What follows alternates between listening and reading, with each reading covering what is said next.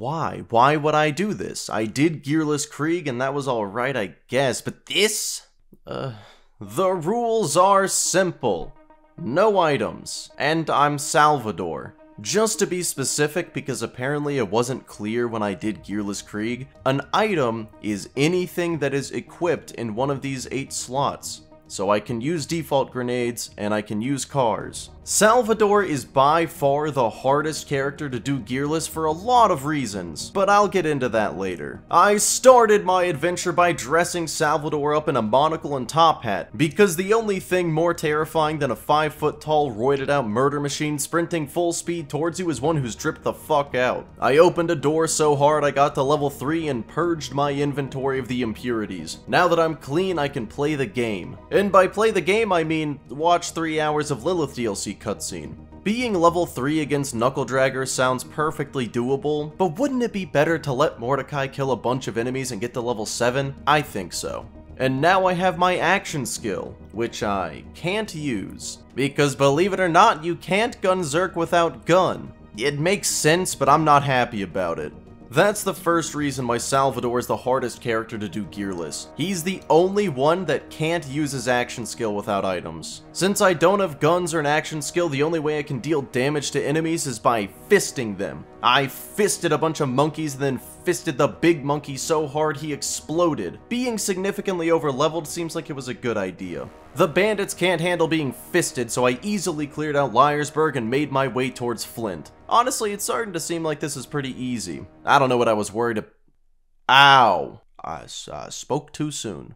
Even though Big Bertha one-shots me, Little Boom couldn't escape getting fisted by me from beyond the grave. Now all I have to do is figure out how to fist this big-ass gun. I chucked some grenades at it, but I ran out long before I did any real damage. The problem is my fisting onslaught is a normal type move, and Big Bertha is a steel type, which is why it's not very effective. So I jumped on top of Big Bertha so Boom had no escape from my wrath. Once again, I managed to get a kill from beyond the grave, but apparently you don't get a second wind off Big Bertha. So I died. Boom had now tasted my fisting skills firsthand and he was terrified, so he got back on Big Bertha like the little pussy he is. But this time my fists landed true and I kicked him off that gun and showed him what for. As a final fuck you, he dropped something really shiny that my monkey brain wanted to pick up. But I'm not so easily swayed by temptation, so I put on my big boy pants and marched my way to Flint, only to promptly have my soul evicted from my body. So, remember this place? If you've ever farmed this place for XP, you probably know that getting to level 16 here takes a while. Which is why I wrote a script to do the farm for me. I left it running for a few hours and I was level 19 and ready to take on this level 5 mission. I put some more points into Sal's dummy thick tree and got Fistful of Hurt, which makes Sal's punch a sick uppercut that not only does a fuck ton of damage, but it also launches people into orbit. Somehow Flint survived falling 1,000 feet and he's immune to the freezing water like the fat tub of lard that he is. So I chased him into the icy depths fearing neither death nor shrinkage and fisted him in spite of my impending frosty death. I managed to survive long enough to get to shore because Salvador is simply built different, and I made it to Three Horns Divide. I already don't one-shot things anymore, which is kinda terrifying, but I still managed to make it to Sanctuary pretty easily. In Frostburn Canyon, I used Sal's thickness to avoid every single enemy until I made it to Lilith. And then I ignored every enemy again, going with my standard strategy of hiding and letting her deal with it. Look, my fists need all the rest they can get before taking on the blood shots. Eventually I did get bored and decided to try to pull a gas mask, which, didn't quite work? Lilith was proud of me either way and gave me an item like the degenerate that she is. Car section should be pretty easy considering I can use cars, but I decided to fist a car anyway to intimidate the others. Which worked apparently because the other 2 cars just stood there and did nothing while I murdered them to death. I tried to do the funny thing to Badma, which didn't even kinda work. So I did it the less funny way and he fell to his death. He fell with the bridge key though. But when I came back, the bridge key was on the ground instead. I made my way into the Bloodshot stronghold and I had to face the harsh reality that the enemies deal enough damage to kill me now. I've seen Dark Smoke do Super Skip a few times, so I decided to give it the good old college try. Well, that didn't work. Back to killing. Even with all my extra thickness, my brittle bones are still getting broken, so pretty much every time I get a kill, I have to hide in a corner and wait for my Wolverine healing factor to do its job, because I forgot there's a med vendor, like 12 feet away. Luckily, there are only 2 rooms in the Bloodshot Stronghold where you have to kill anything, so I fisted all of the enemies in the first room and ignored all the enemies in the second room. I'm not running away, this is a strategic withdrawal. I managed to avoid all the enemies in the second room, but they followed me and killed me. And then they copied my strategic withdrawal technique. Murder is one thing, but plagiarism is not a joke. Well, I hit the new U station in the next room, so all that Nomad really did was teleport me a few feet forward with full HP. So, thank you, Nomad, I guess. Now it's time for the second room where you have to kill everything, which went horribly instantly. This badass psycho gave me more trouble than any enemy up to this point. Until the AI ran out. Oh, I think I gave him the, he caught the stupid. And then I died to another Nomad.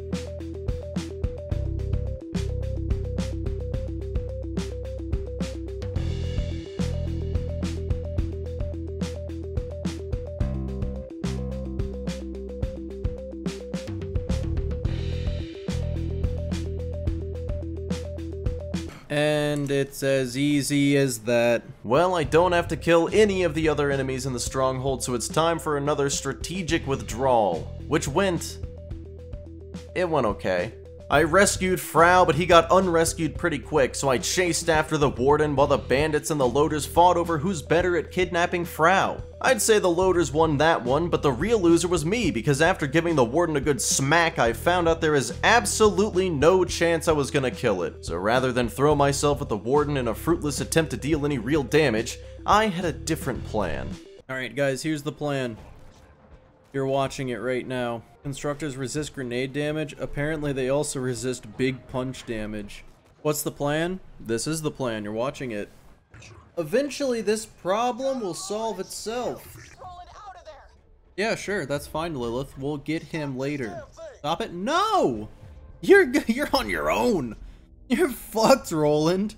Yeah, Roland went to Gulag, which gave me a chance to go back to fight for Sanctuary and get to level 23.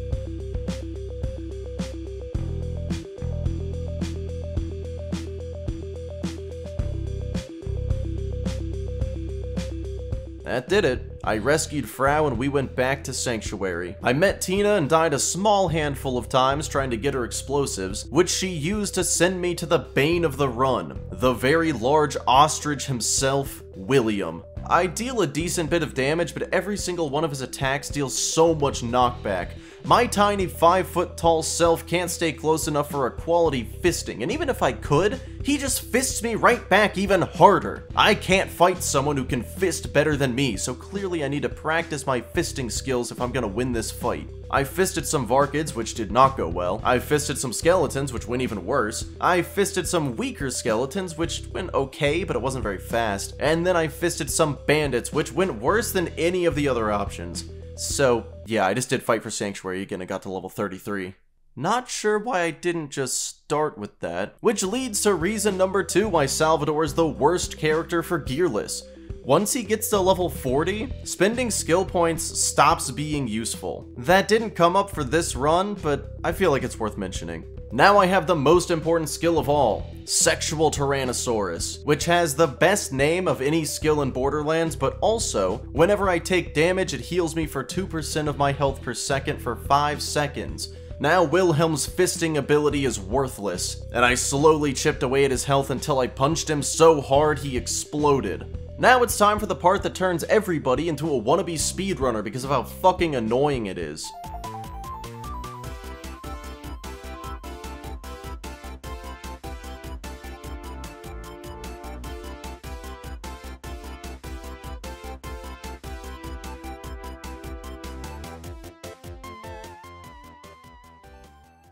Well, with that out of the way, I'm on to the Wildlife Preserve, where I have to fight Bloodwing with only my fist. But I'd have to make it to Bloodwing first, which means going through the enemy that has single-handedly funded Hyperion's new use stations for years. this super badass loader. For Gearless Krieg, I hid behind this tree and threw axes, and for Gunless Krieg, I hid behind this tree and threw fastballs. But now my only choice is to run face first into him and tear him apart limb from limb. The loader was so impressed by my sheer bravado that he stood there and accepted his death with honor. With the power of Sexy Rex, I was able to ignore almost every enemy between me and Bloodwing and make it into the arena with full health. Question: how many punch to kill Big Pigeon?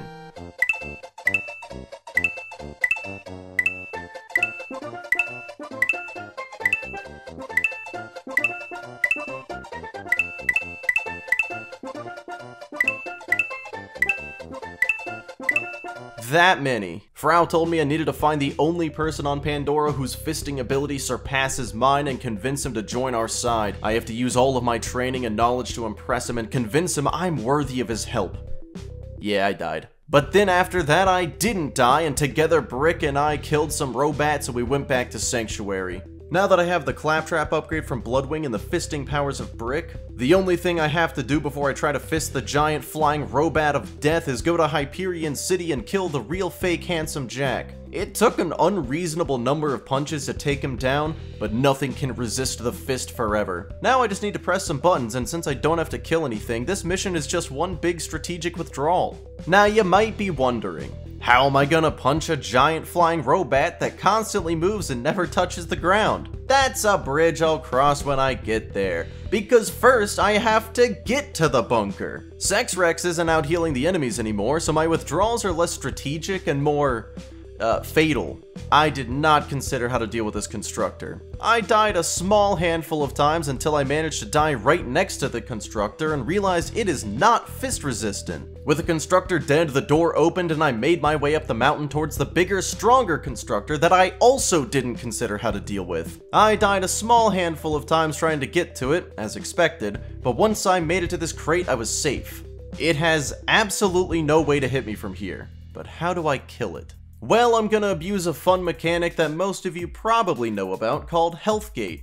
If you're above half health, no amount of damage can one-shot you. So all I had to do was hide in the crate until I was above half health and smack the constructor over and over until it stopped being alive. With the big constructor dead, door number 2 opened. What's behind door number 2? The bunker? Nope, not yet. First, I have to deal with 11 autocannons.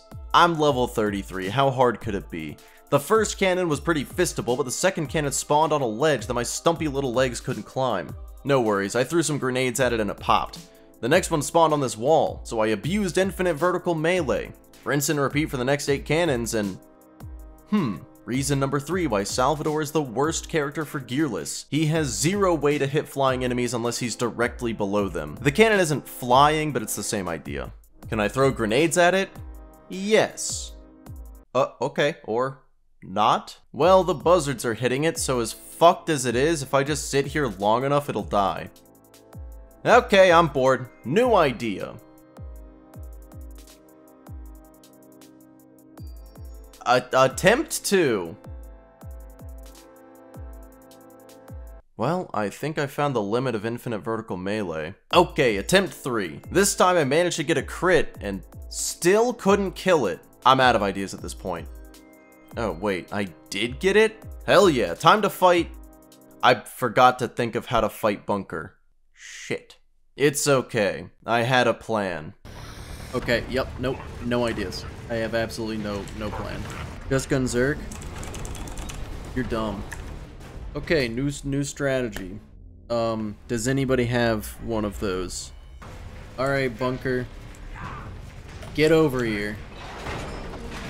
At this point, there's only one strategy that could work. I'm just gonna wait here and let the buzzards kill Bunker. Too easy. Are you sure you could have just waited for a few phases and just punched him under those? This seemed like a... And it's as easy as that. Oh, okay. Control core took like 10 minutes. Well, Frau went to get milkshakes with Lilith, so it's all up to Brick, Mordecai, and me. Brick has seen my punching skills firsthand and knows I can handle whatever he throws at me. The only problem is, he is wrong. Sawtooth Cauldron. The ambush commanders are bad enough, but throwing grenades, fisting them, and hiding killed them eventually. I tried pissing off a Goliath to fight them for me, but it did not work. The real problem is the buzzards. It's always the buzzards. Brick, you've seen me fight. Why did you think this would go well?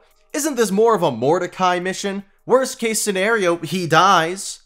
Actually, that's best case scenario. Send Mordecai!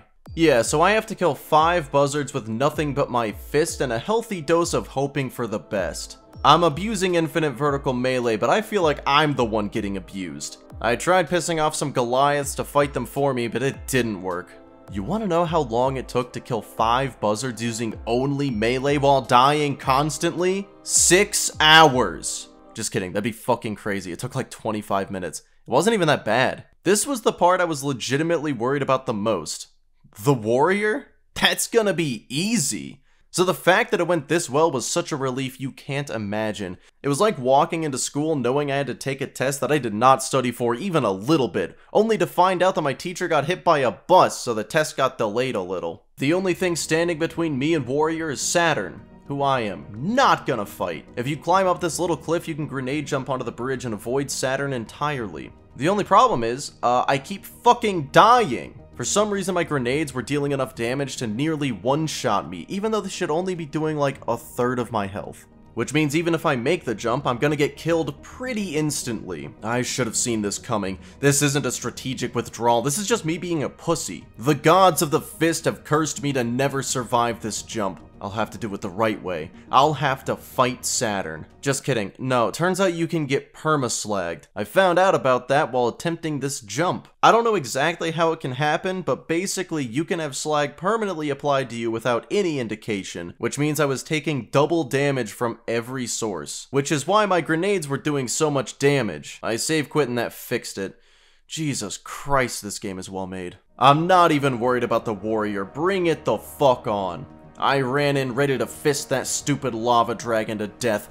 I'm gonna give this guy the worst stubbed toe he's ever experienced. Oh god, I do no damage. And he does a lot of damage. I need to avoid his breath weapon at all costs, which basically means I can't fight him if he's in the middle position. Which is a problem because that's where he always ends up once his health gets low enough. Not that I need to worry about that now because I'd have to get his health that low for that to be a problem. So basically, I just hide here in the back of the map where I don't get hit and wait for it to be on the left or the right and then punch it. Slight problem. Turns out I do need to worry about the middle position because I will absolutely get hit by his spicy breath when I try to get over there and it will 100% kill me. My fisting training didn't prepare me for this. Okay, new plan. Instead of hiding in this spot where I don't get hit, I'll hide in this spot where I don't get hit. Why are there so many spots like this? This way I don't have to dodge the fire breath when he's in his final position. He sat there as I stubbed his toe over and over again and eventually he died. Holy shit. All I have to do is kill Jack and I'm done. So I shot Jack in the face with a gun, which means this run is officially invalid. So don't ask me to continue into TVHM. It is not gonna happen. I somehow beat normal mode and I'm happy to leave it at that. Patron shoutouts. Not super big, but also definitely not small. Right in the middle, but also massive thanks to Chody, who started saving every ketchup packet he ever got from a restaurant and almost has enough to take over the world. CraigsCottage, who successfully avoided the police in a high-speed chase by joining the police academy, rising through the ranks, becoming chief of police, and calling off the search. Extra special thanks to Shedderdude, who is a prisoner to his crippling hopscotch addiction. One day he'll beat the record, but until then he can't rest. USNavySquid, whose phone calls can't be ignored. Your phone will answer the call itself. McBaconator, who is the inventor of cereal. Every kind of cereal, especially the murder kind. Little XHMX, who is the fastest counter of all time. He can count from 1 to 10 in under 4 minutes. Taegen Perry, who is being haunted by the ghost of Christmas past. But it's like 10 minutes in the past, so there aren't many surprises. OnePumpMan, who invented the first time machine and traveled back in time to before he invented it and forgot how to invent it. Special thanks to Tarkus Lives, who made a discovery that will change mankind forever. It's Fliggmode, who discovered a galaxy. It's this one. The one that we're in. TheInfamous Potato, who was at the center of the largest slap fighting controversy of all time. Turns out you can't throw punches. Dwarvo, who is completely blind but still manages to see by opening his eyes. Professor Sequoia, who is a ghost that haunted their murderer for years until they realized it was just some random guy. Wabaki, who can fight an elephant.